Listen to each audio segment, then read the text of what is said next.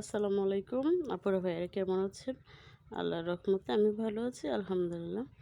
এখানে হলো খেসারি ডালের ভর্তা বানাইছি সিদ্ধ করে।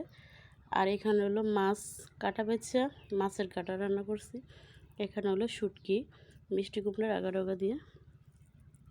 ভাবলাম আপনাদের সাথে শেয়ার করি, খুব মজাদার একটা খানা। আর অনেক দিন অসুস্থ তো, সেজন্য কোনো কিছু ভালো লাগতেছে না, ভাবলাম এইগুলাই আইটেম করি। বিসমিল্লাহ। সেই জন্য আপনাদের সাথে শেয়ার করতেছি। কে কোথা থেকে আমার ভিডিওটা দেখছেন প্লিজ আমার চ্যানেলটাকে সাবস্ক্রাইব করে দিবেন, লাইক কমেন্ট করে শেয়ার করে জানাবেন। আর অবশ্যই এই ডালের ভর্তাটা অনেক টেস্টি। খেসারি ডাল সিদ্ধ করছি লবণ দিয়ে, পরে পেঁয়াজ মরিচ ভাজা মাখাই ভর্তাটা বানাইছি। আর খুবই মজাদার এই ভর্তাটা। এই ভর্তাটা বানানো অনেক ভাত খাওয়া যায়। আর আমি অনেক অসুস্থ, মুখে লুচি নাই, সেই জন্য ভাবলাম এই ভর্তাটা বানাইলে দেখি একটু খাইতে ভালো লাগে কিনা। না মাশাল্লাহ অনেক মজা হয়েছে ভর্তাটা। আর এখানে হলো শুটকিটাও অনেক মজা হচ্ছে, ইয়াম্মি।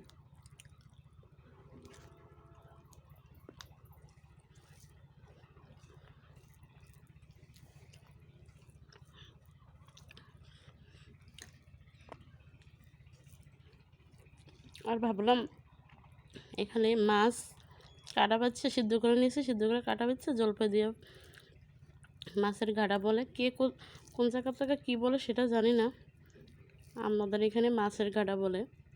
মাছটার কাটা সিদ্ধ করে বাচ্চা মাছটা নিয়ে পেঁয়াজ রসুন দিয়া হালকা তেলও টক মানে জলপাই দিয়া মাছটা রান্না করছি।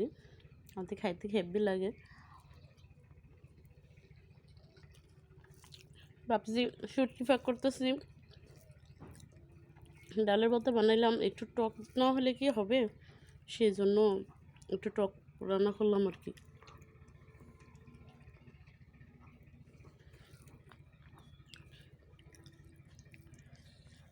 অনেক দিন পরে একটু খাবার খাইতে পারতেছি, মাশাল্লাহ আলহামদুলিল্লাহ, আল্লাহর কাছে শুক্রিয়া। আর দোয়া করুন আমার জন্য। আমি আসলে অনেক অসুস্থ, আজকে 5 দিন যাবত অনেক জ্বর ছাড়ে না। পরে কালকে রাত্রে অ্যান্টিবায়োটিক খেয়েছি, অ্যান্টিবায়োটিক খাওয়ানে আজকে আলহামদুলিল্লাহ একটু ভালো আছি। সেজন্য আপনাদের সাথে শেয়ার করতেছি, ভাবলাম সুস্থ হওয়ার পর আলহামদুলিল্লাহ এগুলো রান্না করছি। আর অসুস্থ শরীর নিয়ে রান্না করার পরে এত মজা হবে বুঝতে পারি নাই। আলহামদুলিল্লাহ। তবে ভালো থাকবেন, যে যেখান থেকে দেখছেন ভিডিওটা প্লিজ কমেন্টে জানাবেন। আসসালামু আলাইকুম, আল্লাহ হাফেজ।